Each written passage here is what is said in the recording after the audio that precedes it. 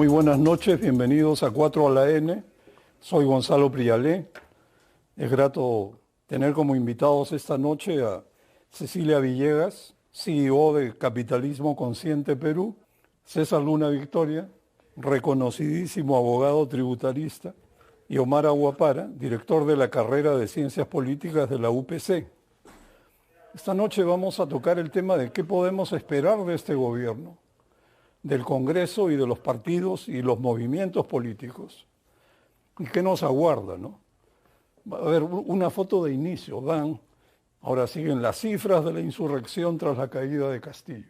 77 muertos, 5 aeropuertos bajo asedio, 20 comisarías atacadas, 5 de ellas incendiadas, más de 12 locales del Poder Judicial y de la Fiscalía incendiados, aún quedan 15 puntos de vías interrumpidas, uno tomado, y se ha iniciado una segunda oleada de marchas, se supone, esta semana. ¿Qué pasó? La primera oleada de marchas parece que no le funcionó a quienes pedían libertad para Castillo, cierre del Congreso, que renuncie la presidenta Dina Boluarte, adelanto de elecciones y sobre todo que se convoque una asamblea constituyente, a un referéndum para decidir si vamos a una asamblea constituyente. Pero nada de esto se logró. Omar, buenas noches y quisiera preguntarte, ¿qué mueve a los peruanos a protestar? ¿Qué factores, qué actores confluyen en la violencia insurreccional desatada tras la caída de Castillo? Buenas noches, Gonzalo. Creo que hay múltiples factores, ¿no? Tanto en términos del tipo de actor que está participando en estas movilizaciones, tanto como en los motivos. Creo que hay causas inmediatas y hay causas más, no tan más mediatas en el tiempo. Creo que hay bastante acuerdo en que hay una heterogeneidad de actores movilizándose desde economías informales, economías ilegales y ciertamente gente que estuvo, yo creo, alentada desde el gobierno de Pedro Castillo. Recordaremos las veces en que convocó a distintas organizaciones sociales y actores de la sociedad civil a Palacio de Gobierno propiamente. Y creo que hay una respuesta parcial por ahí, que tiene que ver con este vacío de poder que se produce con la caída de Castillo, este sacudón, este terremoto político que fue el fallido autogolpe, y que con la respuesta inicial del gobierno, que fue bastante violenta, dio las puertas a una movilización aún mayor, sobre todo en las zonas de la Sierra Sur, que históricamente han estado un poco relegadas, ¿no? Y que han quedado atrás, especialmente en los últimos 20 años, en los que gran parte del Perú ha progresado, pero donde ese crecimiento no ha llegado a estas regiones. Y creo que eso explica en parte también la distribución geográfica de la protesta, que ha estado bastante focalizada y localizada en algunas regiones del Perú y no tanto en otras. Pero también hay ciertamente un elemento político de corto plazo que tiene que ver con la propia caída de Castillo, con la movilización de ciertos sectores de la sociedad, incluyendo, como les mencionaba, economías ilegales, informales y elementos incluso que están más ligados y próximos a movimientos terroristas también, ¿no? Claro, ahora se nota que sobra evidencia de brechas sociales que no se cierran, ¿no? Las carencias son reales, en agua, saneamiento, salud, hay una lista.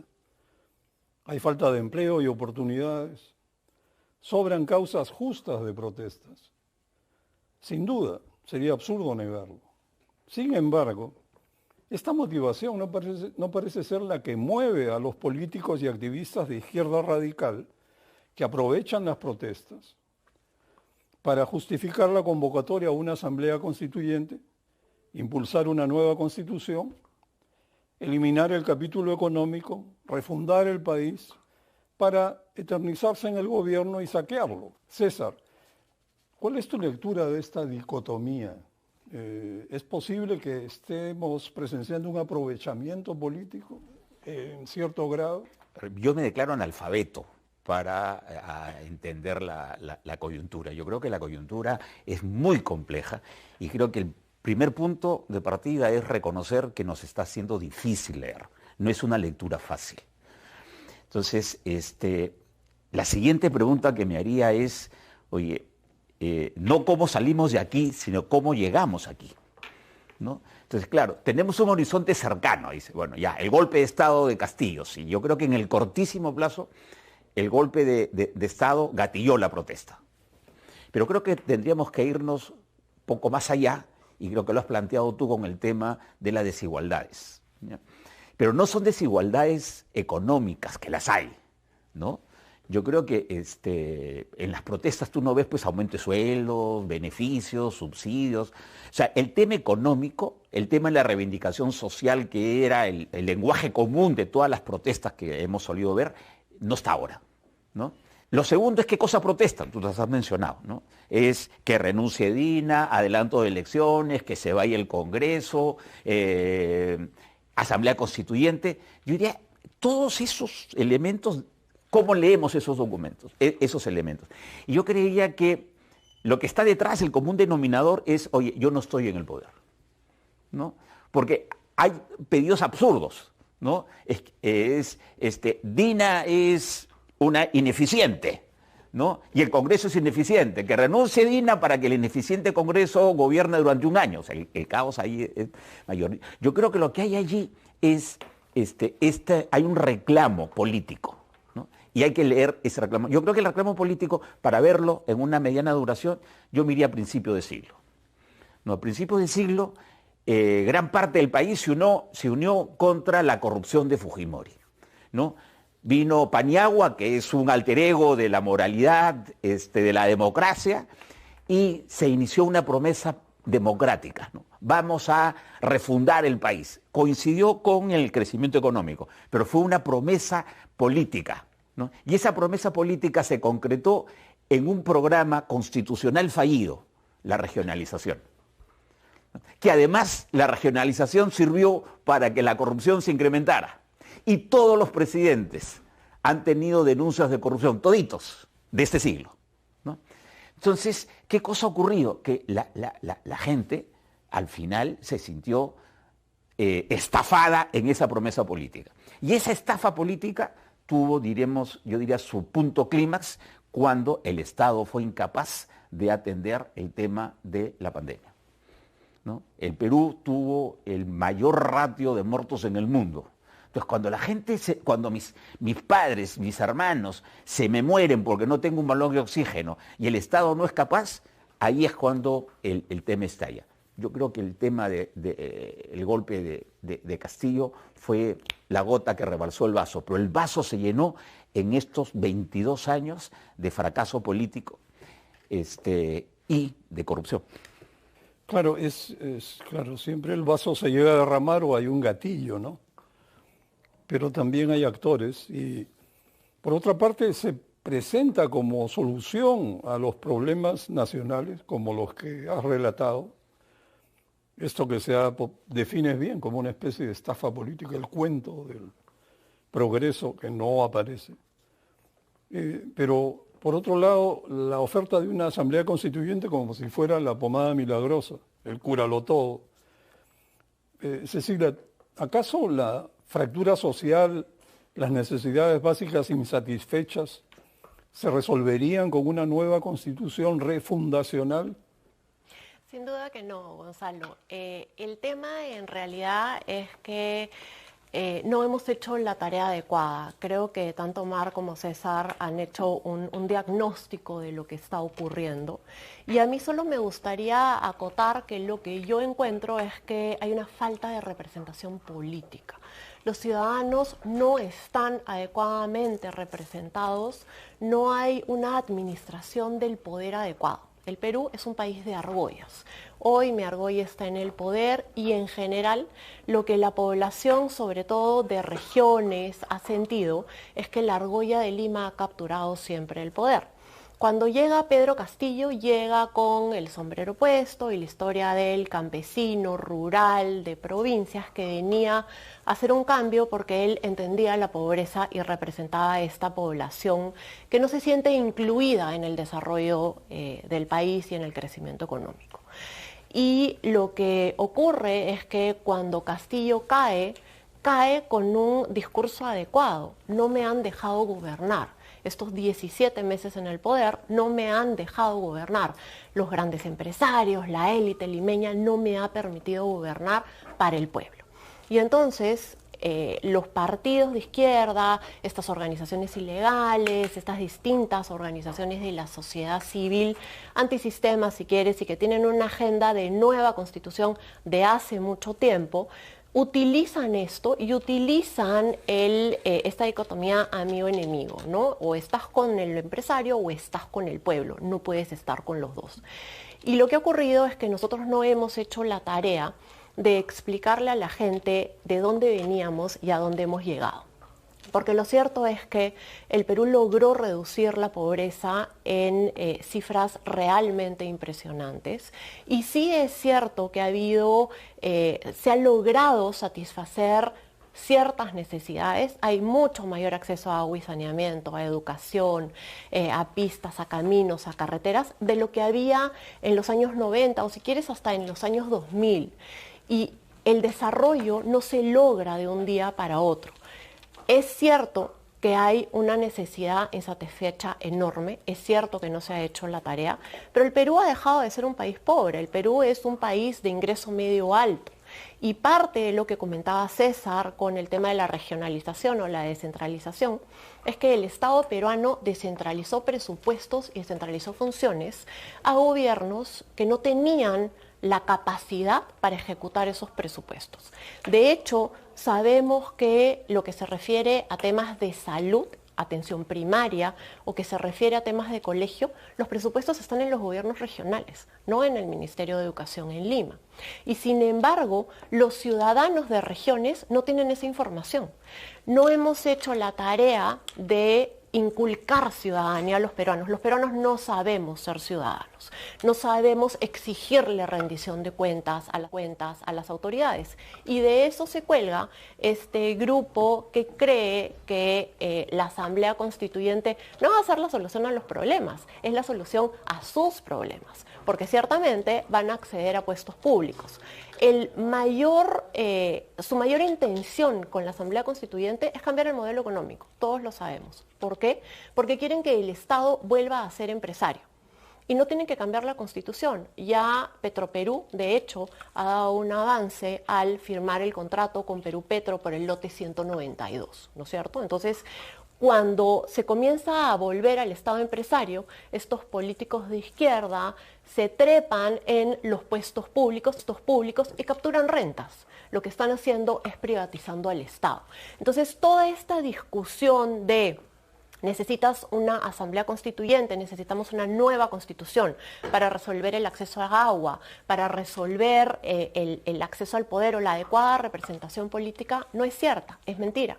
Pero no hemos hecho la tarea de que los ciudadanos conozcan la constitución política, no tenemos un buen sistema de educación y tampoco debatimos con la izquierda, no nos sentamos a debatir con ellos en las organizaciones de base o en la academia.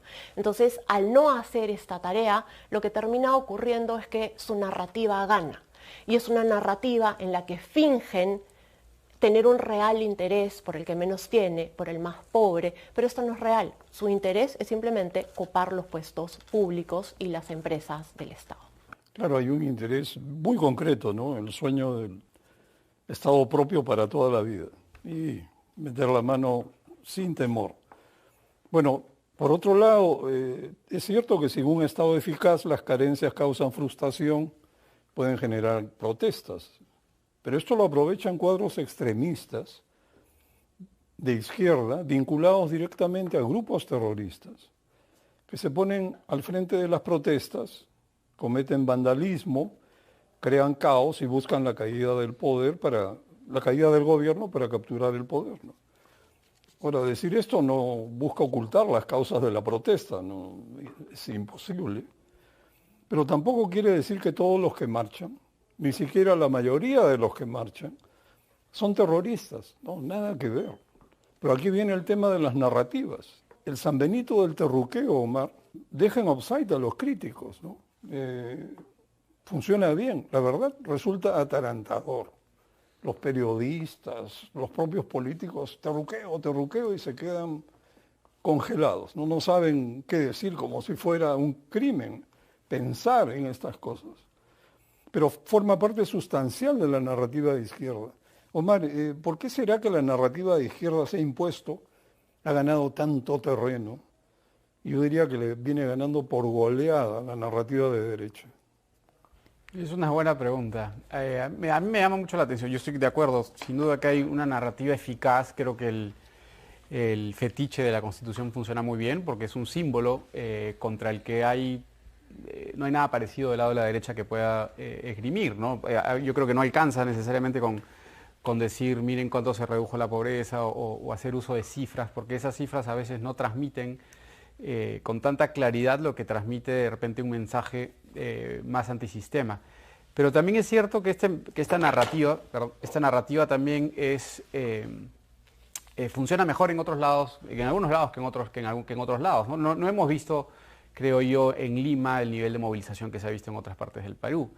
Sin eso, por ejemplo, sin el hecho de que Lima se haya sumado, como se sumó antes, a algunos otros episodios de movilización, esta protesta no ha logrado tener el éxito que creo que sus promotores, quien sea, porque ni siquiera hay líderes visibles, hayan buscado tener, que la toma de Lima, que la segunda toma de Lima, que estos episodios en realidad no han tenido la repercusión que ha tenido, y creo que obedece también a esa, como ya había dicho, distribución desigual. Creo que funciona mucho mejor este discurso en zonas del Perú que están... no solamente hay desigualdades económicas, lo anotaba muy bien César, ¿no? También creo que, y Cecilia con el punto de la representación política. También es muy interesante ver que ahí donde no hay liderazgos políticos, la representación política ha fracasado con más contundencia. Pero para hablar de la narrativa, para tratar de entender por qué hay tanta diferencia a nivel nacional, porque hay cosas que son en común, la corrupción es endémica, la dificultad del Estado para gestionar sus recursos es también creo que transversal, va a estar Tumbes a Tacna y de Loreto a Lima, y entonces yo creo que en muchos sentidos esta narrativa, este discurso pro un Estado empresario, pro constitución nueva, pro asamblea constituyente, funciona mejor ahí donde no hay estas oportunidades, creo yo, donde el mercado no ha surgido en reemplazo del Estado. Creo que en los últimos 20, 25 años, de alguna manera, el fracaso del Estado o el fracaso institucional fue reemplazado en algunos espacios y en algunos lugares por el sector privado, por el mercado. Y ahí donde no hay esas oportunidades, donde el mercado no ha funcionado de mejor manera, es donde creo que más fecunda ha sido la capacidad de este discurso para calar, ¿no? De la narrativa famosa. Y creo que sí, creo que está avanzando. El problema es que está avanzando lo que de repente era un discurso muy, muy marginal hace 15 años, de grupos que siempre han mantenido lo de la Asamblea Constituyente, hoy día va ganando y va ganando presencia. Y creo que eso es algo que, bueno, estoy de acuerdo con Cecilia, ¿no? Hay una tarea ahí que no se ha hecho. Creo que nos dormimos un poco en los laureles, en los progresos tangibles que habían, pero que claramente dejaron el espacio también para el surgimiento de un discurso y una narrativa que busca contestar esa realidad. Claro, yo creo, antes de ir a la pausa, que también aquí contribuye a esta situación el que la narrativa de izquierda va a lo micro, ¿no? Miseria, deficiencias, necesidades básicas insatisfechas, gente que no tiene agua, todo eso es cierto. Y la narrativa de derecha contesta con cifras macro, como el gasto en salud se ha multiplicado por 7, o se han promovido préstamos para vivienda y dan unos números grandazos. Eso no funciona, eso está bien para que un ministro de Economía explique sus planes y elabore su programa, porque naturalmente tiene que basarse en cifras macro, porque no puede uno diseñar un programa económico identificando ganadores. Más bien hay que dejar eso de lado. Vamos a los promedios, vamos a lo macro, pero no sirve para el combate ideológico, para la lucha política. Y ese es el problema, creo. 51% de los peruanos creen que a Castillo lo sacaron del poder por una maniobra del Congreso, injustamente. O sea, han visto la tele, conocen la realidad y sin embargo la ven diferente. Creo que ahí hay una gran tarea por hacer. Vamos a una pausa y regresamos.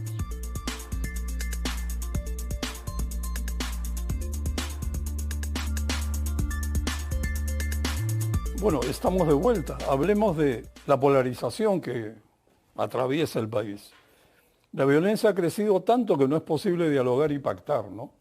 Esos tiempos antiguos ya no parecen estar al alcance de la mano. Estamos viviendo en una sociedad muy polarizada. No es solo el caso peruano. Hace unos meses Bill Gates hizo una declaración que me dejó impresionado. Según dice o pronostica Bill Gates, en las próximas elecciones norteamericanas, el grado de polarización es tan brutal que podría haber una guerra civil.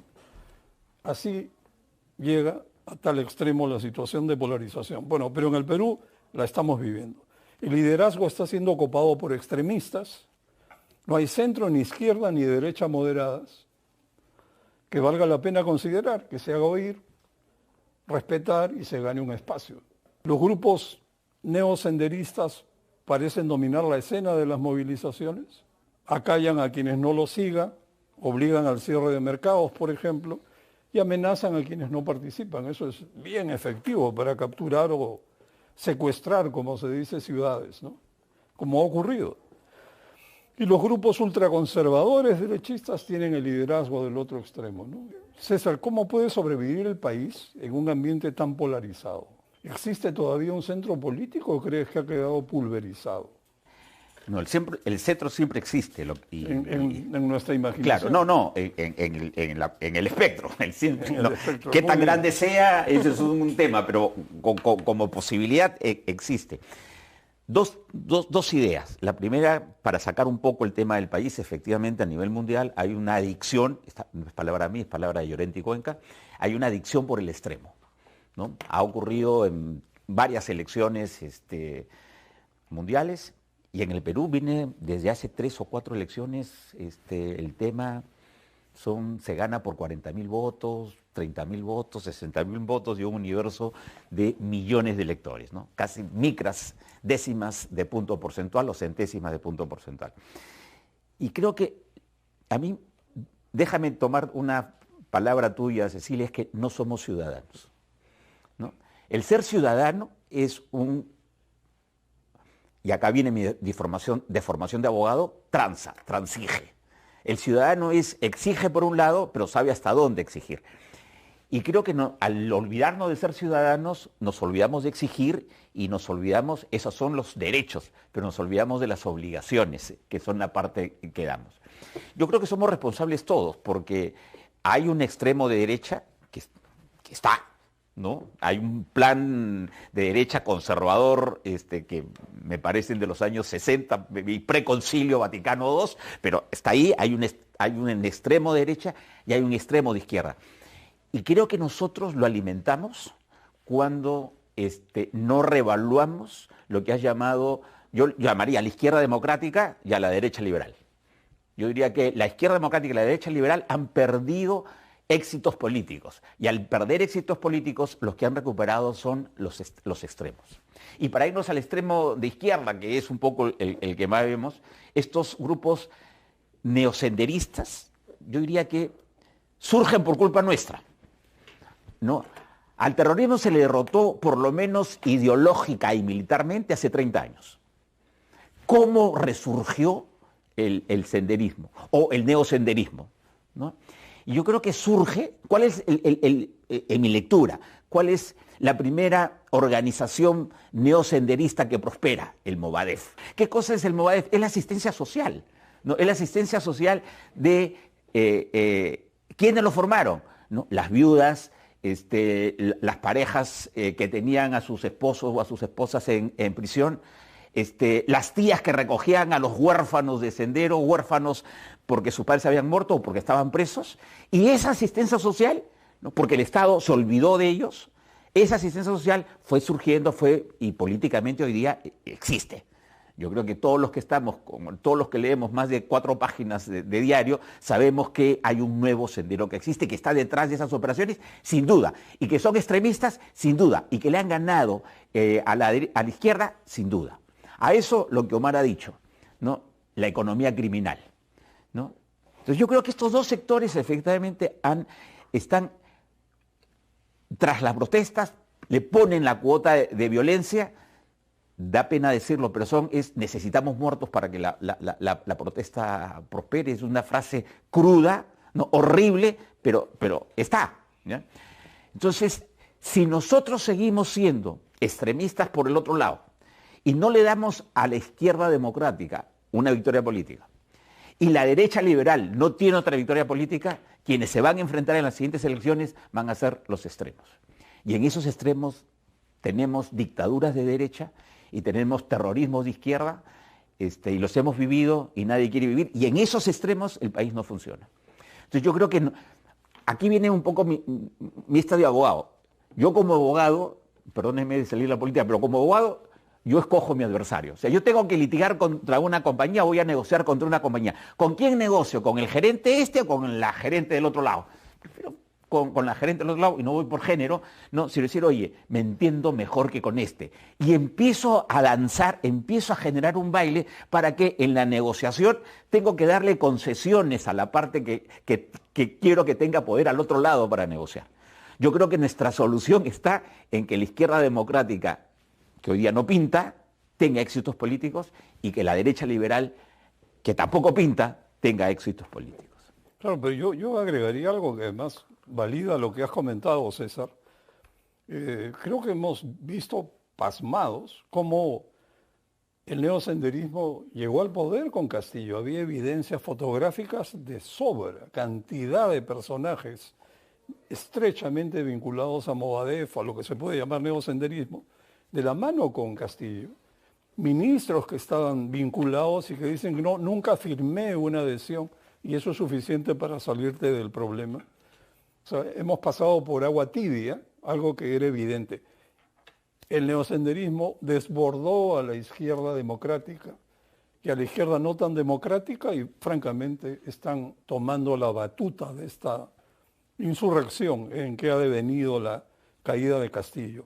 Ahora, Dina ha optado por contener la presión de las marchas y las minorías insurrectas con el apoyo de las fuerzas del orden, y podría tratar de quedar en el gobierno hasta completar su mandato, si es que el Congreso no se pone de acuerdo sobre el adelanto de elecciones y la calle se cansa.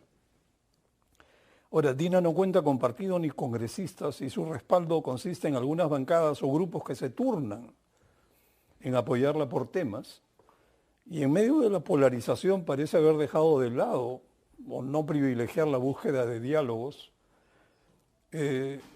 Cecilia, ¿crees que es posible un diálogo pacificador? ¿Qué piensa Capitalismo Consciente, del cual tú eres CEO, al respecto? ¿Qué rol podrían jugar los empresarios conscientes? Mira, de hecho, una de las cosas que Capitalismo Consciente promueve es el liderazgo consciente. Uno de los grandes problemas que tenemos en el Perú, o una de las razones por las cuales hemos llegado a la coyuntura actual, es porque no existen liderazgos. Y a nivel global, a nivel mundial, hay una crisis de liderazgo y hay una crisis de confianza. Y los ciudadanos están volteando cada vez más a mirar a los CEOs de las empresas, a los dueños de las empresas, y están buscando en ellos ese liderazgo. Los ven exitosos en la empresa y entonces quieren que los representen, quieren que hablen sobre temas de políticas públicas que atañen realmente a los ciudadanos y que no necesariamente están vinculados con la empresa. De hecho, el barómetro de la confianza de Edelman ha encontrado que el 81% de los ciudadanos quiere escuchar a sus CEOs representándolos, y 6 de cada 10 trabajadores evalúan cuál es el rol del CEO de la empresa a la que están postulando antes de aceptar un trabajo. Entonces hay una necesidad de liderazgos bien importante, y en el Perú no lo estamos viendo, porque uno de los problemas que tenemos es que tenemos una clase empresarial vergonzosa y vergonzante. En el Perú los empresarios se avergüenzan de todo lo que han logrado, y en lugar de salir públicamente y decir, miren dónde estábamos y miren lo que hemos logrado gracias a la empresa privada y gracias al impulso que el motor de la empresa privada ha generado en el crecimiento económico del país, bajan la cabeza. Ustedes lo comentaban hace un momento, la izquierda sale a Taranta y todos se esconden y todos se agachan. escuchan. Entonces, en este país de desconcertadas gentes, somos muchos, pero no somos machos. Entonces, no nos enfrentamos a esta izquierda que constantemente nos impone su agenda y no nos atrevemos a contestarles. Y ahí yo me atrevo a decir que hay dos razones. Uno, porque le huimos al enfrentamiento, huimos a la defensa de nuestras ideas, de nuestros valores, y también porque, la verdad tiene que ser dicha, hay muchas empresas que son mercantilistas y hay muchas empresas que prefieren navegar debajo del radar, porque si navego debajo del radar y nadie me ve, entonces nadie puede ver lo que he hecho y nadie me puede sacar al fresco, ¿no es cierto?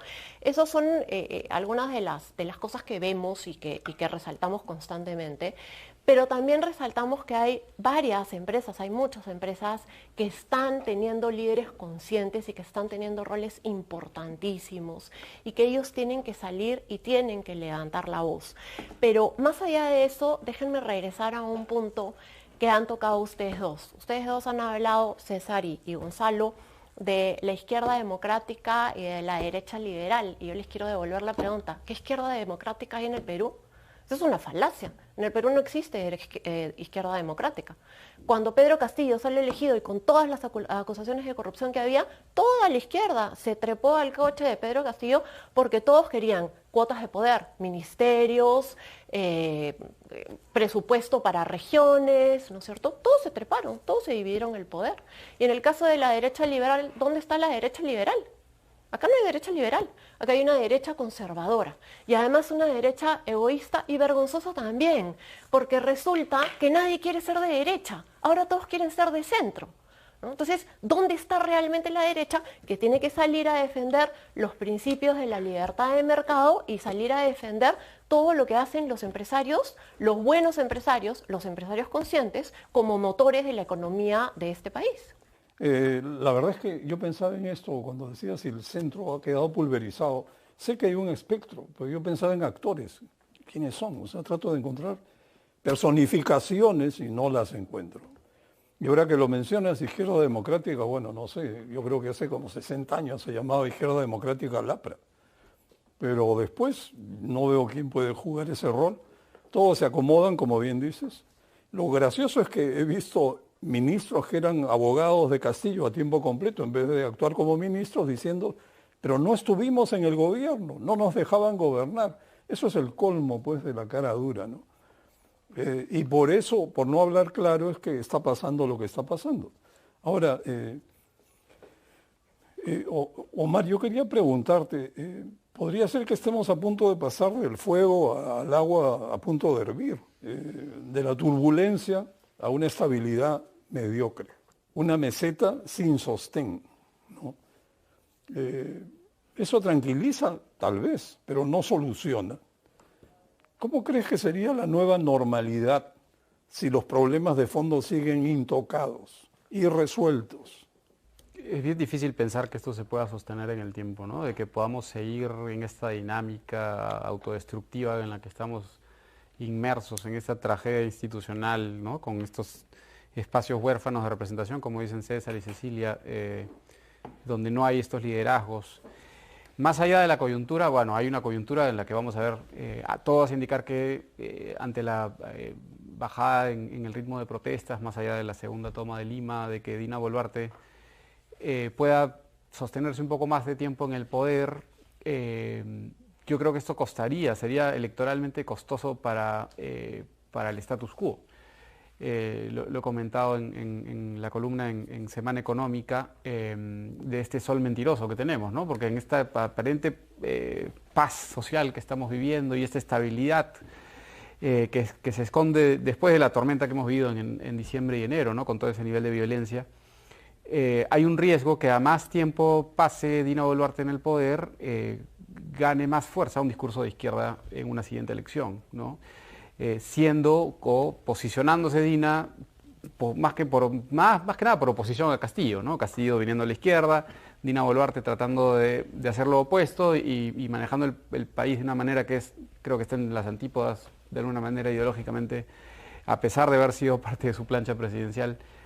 Y sería curioso porque es una izquierda que debería estar, una izquierda antidemocrática, ¿no? Una izquierda golpista, una izquierda corrupta, que debería estar en el piso, debería estar anulada electoralmente, puede que retome mucha vitalidad y gane fuerza en una siguiente elección, y eso sería bastante irónico, ¿no? Bastante ya no sorprendente, pero que pondría ahí sí esto que estamos viviendo, esta continuidad dentro de todo, porque hay una estabilidad, sí, pensando en décadas democrática y de un relativo libre mercado. Y sí hay un riesgo, no sé cómo está sobreviviendo los últimos 6 años, la verdad, o los 7 años, tanto la democracia como la continuidad y la estabilidad económica, pero hay un riesgo de que finalmente esto se venga abajo, ¿no? Tanto la democracia como el libre mercado. Y ese es un riesgo, hay un riesgo que hay que mirar con mucha atención, porque para una siguiente elección pueden terminar explotando ya ahí sí estos fenómenos que hasta ahora han asomado de manera un poco tímida.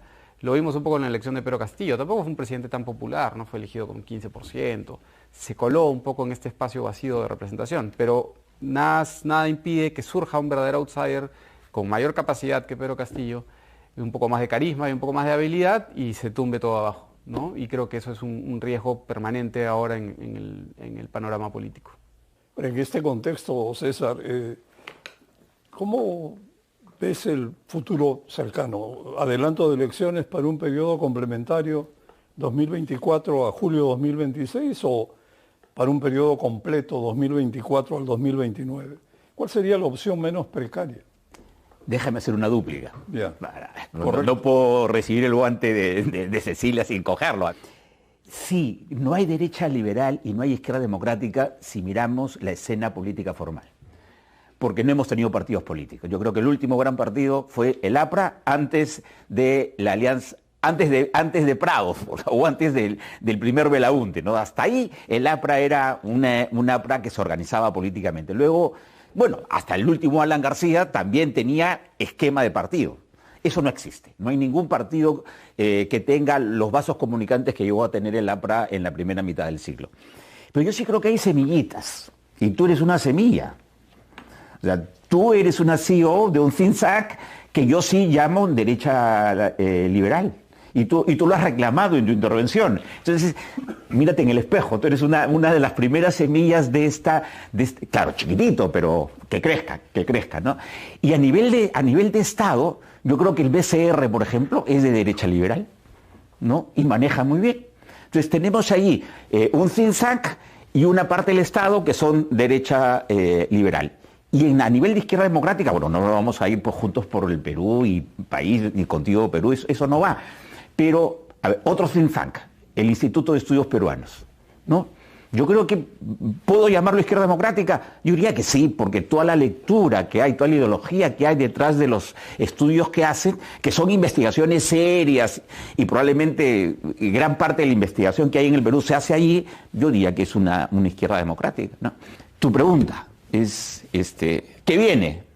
No sé lo que viene, ¿qué? No. Pero no, ¿qué te parecería menos precario o más razonable? A ver, primero, yo creo que nos vamos hasta el 2026 con este gobierno. Yo creo que se tendría que mover mucho. Los únicos que se han movido... ¿No crees que va a haber adelanto de elecciones? Bueno, no tengo evidencias, pero, a ver, ¿quiénes se han movido en el espectro político? Keiko y Fuerza Popular y el Partido Morado, ¿no? El Partido Morado no tiene el peso político suficiente y Keiko lo tiene, pero no tiene el número de votos. Entonces yo creo que hay muchos incentivos al costado y muchas excusas para el tema. Hay muchos temores y claro, mucha plata, ya lo que quieras. Yo no veo, se tendría que ocurrir algo. ¿Qué cosa quiero yo? Yo quiero escoger a mi adversario, ¿no? A ver, yo no creo que la gente pida una asamblea constituyente pensando en... Ni siquiera sabe que es una asamblea constituyente. Y probablemente ni siquiera leyó la Constitución y ni siquiera sabe si la Constitución es eficaz para que su pueblo tenga energía eléctrica, ¿ya? Pero yo creo que tenemos que saber leer qué cosa quiere. Porque si la mayoría de la población dice que Pedro Castillo se le quitó el poder y se ha puesto a Dina como una usurpadora, y eso lo piensa gran parte de la población y un 70% del Perú rural, es decir, oye, o están locos o tienen una lectura o ellos están viendo algo que yo no veo. Entonces yo prefiero una honestidad de decir, ya, oye, a ver, académicamente, políticamente, científicamente, error de que Castillo le quitaron el poder. Pero oye, pero la gente siente. Entonces hay que saber leer eso. Entonces yo me hago esta pregunta. ¿Qué cosa es lo que la gente te pide con una asamblea constituyente si lo está pidiendo para algo que no es lo que está queriendo? ¿No? Para responder, porque el tiempo es corto, yo creo que se nos viene un escenario de asamblea constituyente, ¿no? O sea, un discurso de asamblea constituyente, ¿no? Porque si Dina Boluarte no renuncia, si no hay adelanto de elecciones, si no se van todos y lo de aquí y lo de allá, lo que va a quedar es la asamblea constituyente. O sea, el discurso de la asamblea constituyente va a venir y yo creo que tenemos que prepararnos para ese discurso. Yo creo que a nivel académico hay un tema, o sea, la asamblea constituyente es un tema de negociación. O sea, a ver, en la parte económica ha funcionado bien el mercado, pero tenemos una economía criminal, ¿no? A nivel político, los empates entre Ejecutivo y Parlamento, la regionalización son problemas que no han funcionado. Entonces creo que tenemos que empezar a conversar. Yo no creo que la Asamblea Constituyente se va a poner en el 2024 y no creo que tengamos una asamblea formal en el 2025, pero que va a estar en el discurso y que nos va a acompañar los próximos años, creería que sí. Bueno, vamos a una pausa y seguiremos con el tema. Bueno, estamos de vuelta. Yo la verdad no coincido con César en el sentido que lo que se nos viene es un debate, no sé cómo llamarlo, constante sobre una convocatoria de asamblea constituyente. Ese es el sueño, pues, del socialismo del siglo XXI. Fue un fracaso en Chile. El gobierno de Boric se tomó 7 meses en producir una nueva constitución, lo llevaron a referéndum y perdieron por goleada. 62% de rechazo y el 87% de los chilenos fueron a votar, no siendo obligatorio. Es un ejemplo de participación ciudadana. Acá debe pasar lo mismo, es decir, es una gran estafa pensar que una nueva constitución va a cambiarle la vida a la gente, llena de declaraciones de derechos, porque la izquierda del socialismo del siglo XXI, ¿qué está demostrando? Que no sabe gobernar, no tiene capacidad para gobernar. Puro palabreo, pero no rematan al arco, no hacen las obras, no toman las decisiones que cambian un país. Plantean unas especies de salidas utopistas que no se van a materializar y al final empobrecen a la población, desaparecen a la clase media, estatizan todo lo que puedan y la gente se vuelve dependiente del Estado. Luego, millones de ciudadanos se van a buscar mejores horizontes. Esa película la hemos visto en Cuba y en Venezuela. ¿Y queremos debatir sobre eso en los próximos años? Bueno, pues debatamos, pero mejor no perdamos el tiempo de esa manera. Sin embargo, es válida la idea de que puede ser un tema. Ahora, creo que lo que se está perfilando es para el 2026, ya que parece lo más probable que este gobierno se quede hasta el 2026, que estamos entrando en un equilibrio inestable, ¿no? Es una paradoja que a partir de una coalición congresal de facto, informal, populista y conservadora, cuyos actores pugnan y se pelean en temas como la Asamblea Constituyente, el estatismo, el libre mercado, sin embargo convergen para quedarse todos. Aprueban unánimemente leyes populistas, descaradas respecto a los fondos de las AFPs, sirven los intereses de las universidades Bamba y otorgan subsidios indiscriminados, le regalan plata a los transportistas informales. Entonces, Omar, ¿tú crees que en este contexto llegarían todos, el Ejecutivo y el Legislativo, al 2026? ¿A qué costo? ¿Qué podría ocurrir en las siguientes elecciones? Un poco más de esto, ¿no? Un poco de algún tipo de populismo, creo que ese es el gran riesgo. Creo que ya se rompió de alguna manera este consenso tecnocrático que nos había estado gobernando. Creo que se rompe un poco con la pandemia y ya penetra y se inmiscuye en estas islas de eficiencia. En lo poco que había estado funcionando en el Estado, creo que incluso eso se quiebra y está expuesto, creo que lo hemos visto en varias de las leyes que ha sacado el Congreso. Todavía la permanencia de Julio Velarde, ratificado por Pedro Castillo, creo que fue un rezago de esa era. Pero creo que el gran riesgo es eso, ¿no? El fin de este periodo donde nos estuvo gobernando esta combinación de lógica tecnocrática y una democracia sin partidos, ¿no? Que creo que funcionaba en gran medida gracias al crecimiento económico, gracias al progreso que tuvimos, pero que primero lo golpea la pandemia y ahora ya finalmente la crisis se ve superado por la crisis política e institucional, ¿no? Ya pasamos esa etapa en que ya creo que lo mencionaba Cecilia y lo ha mencionado César, ya ante esa ausencia de liderazgo y esa ausencia de representación creo que ya la gente no soporta más. Creo que hay un nivel de hastío con el sistema que ya supera cualquier continuidad institucional, ¿no? Yo creo que es probable que lo que haya sucedido es que el modelo económico muestra una gran resiliencia. Ha soportado estas pruebas, la pandemia, el gobierno de Castillo, y todavía la economía tiene cifras decentes. Pero eso no puede ser eterno, pues, ¿no? Hay un problema de cansancio y una falta total de línea de defensa política del modelo, porque los políticos parece que estuvieran en otra cosa, repito, aprobando leyes populistas descaradamente. Hay un problema, creo, de fondo, que la descentralización